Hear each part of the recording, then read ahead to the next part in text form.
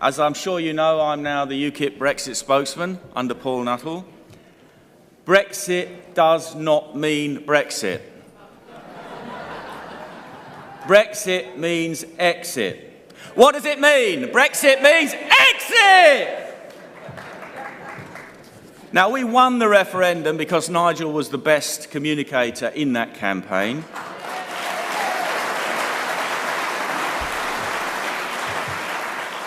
And not least because of the thousands of Ukip boots on the ground during that campaign. You won it. Now, we formed this party in 1993, but a referendum was Plan B. Plan A was that we had a patriotic government that took this country out of the European Union. Unfortunately, we haven't had a patriotic government since the end of the Second World War, at least not as far as the EU is concerned.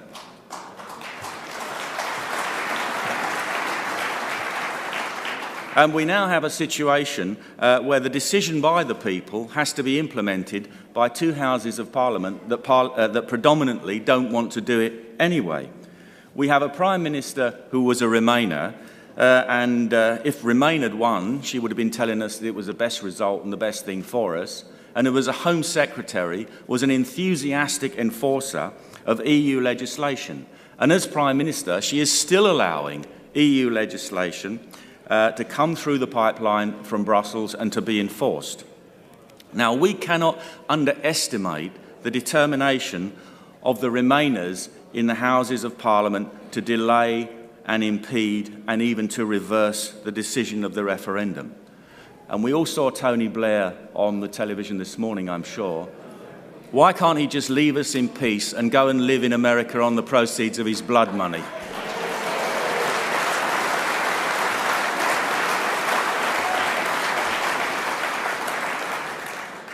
Now, the job of Ukip in this leaving process is twofold.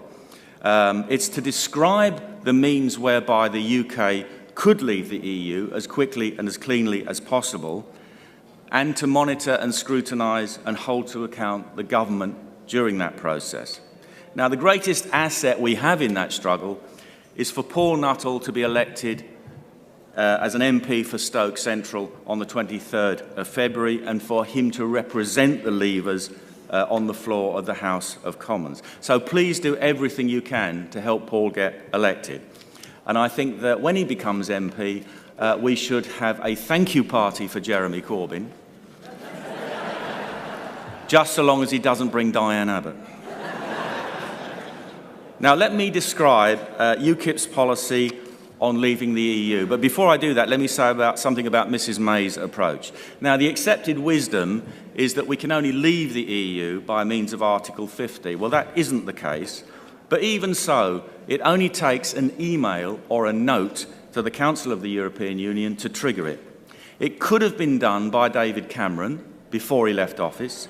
It could have been done by Mrs May the day that she came into office, but they haven't done anything.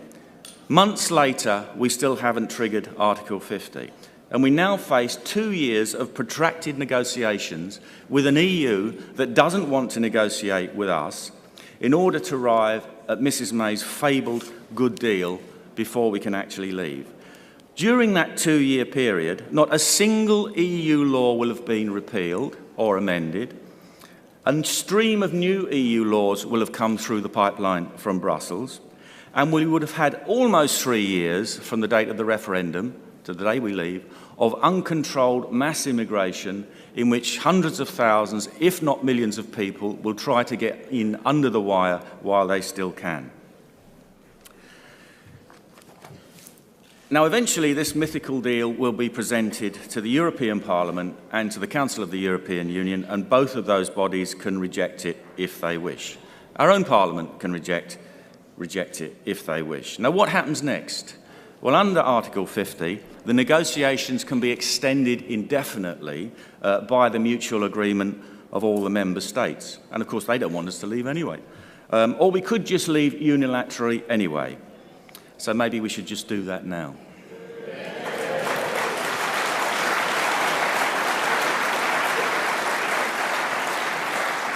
And let's suppose that Mrs May's mythical deal is acceptable to all concerned. When we leave, she intends to incorporate all the body of EU law into UK law. Only then will our government and Parliament begin the job of repealing or amending the literally tens of thousands of pieces of legislation which govern this country from Brussels. Now, Mrs May is going into these negotiations as a supplicant. She's asking the EU how we can leave. She should be going in as a British lion, telling them how we're going to leave.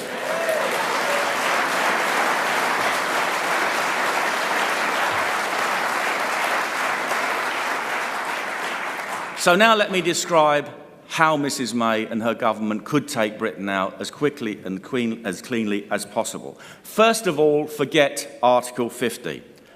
Parliament is sovereign and is not legally bound by an article in a treaty with a foreign power.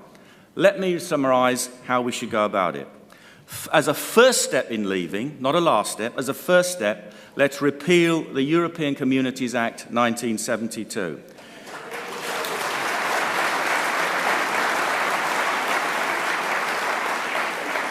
This would mean that we were no longer members of the EU according to our law and would remove us from the jurisdiction of the European Court of Justice. This puts our government in control of the process and not the European Union. Now, Sir Bill Cash MP has drafted a repeal bill which sets out exactly how this can be done. Chaos would not ensue. All EU laws have been transposed into Acts of Parliament or by other means, and these laws would remain in place. Government could then amend or repeal at its leisure. But HM government would be free to take immediate emergency actions in those areas where it's most required. For example, in immigration and border control, trade, fishing, farming and defence. Regarding immigration, we should immediately introduce border controls and decide which EU nationals could have continued free entry or visa-free entry into the UK and which could not. Now, we have the knotty problem of securing the rights of UK citizens living in the UK, living in EU member states. In reality, the EU cannot guarantee this, and I know this from first-hand experience as an MEP in dealing with British citizens' problems in the EU. EU cannot enforce its own laws in EU member states. So I believe that the government should go to each one of the other 27 member states and secure those guarantees on our citizens' behalf.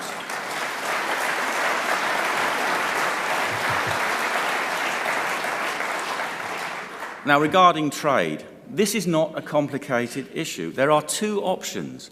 Now, we can continue to trade on a tariff-free basis, or we can assume World Trade Organization terms. This isn't going to take 2 years. It takes an afternoon over a cup of coffee. Because it's not our decision anyway. It's the EU's decision. And this is how you solve this problem with a minimum of disruption. HM government should offer the EU continued tariff-free trade with continued freedom of movement of goods, services and capital, but not people.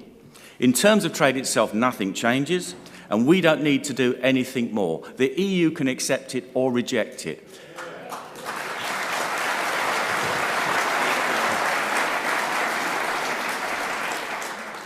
If the EU rejects it, then it has to explain to its industries in France, Germany, Italy, etc., why it is allowing World Trade Organization rules to apply and the fairly minimal anyway, common external tariffs to apply.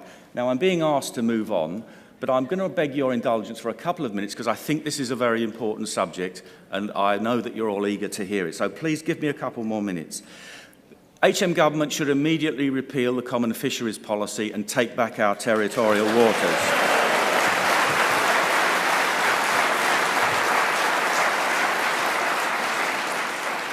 HM government should immediately repeal the common agricultural policy and start running farming policy for our farmers' benefit and our people's benefit.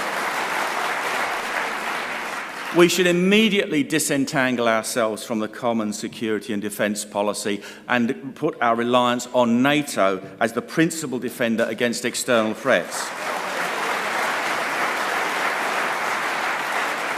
Now, I would like to go on a great deal, which I can't, about police and criminal justice matters, energy, transport, and a host of other things. Time does not allow, but it will be in the document that I'm currently writing, which is on hold because of the by-election, our Ukip Brexit plan. And I'll sum up.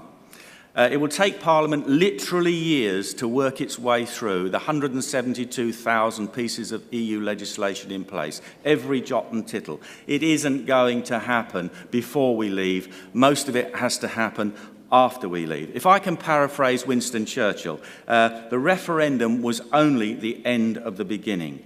We won the big battle in we won the referendum, the first big battle in setting our country free from the European Union, but we still have to win the war. We will not be free from the European Union until we leave on our terms, not their terms.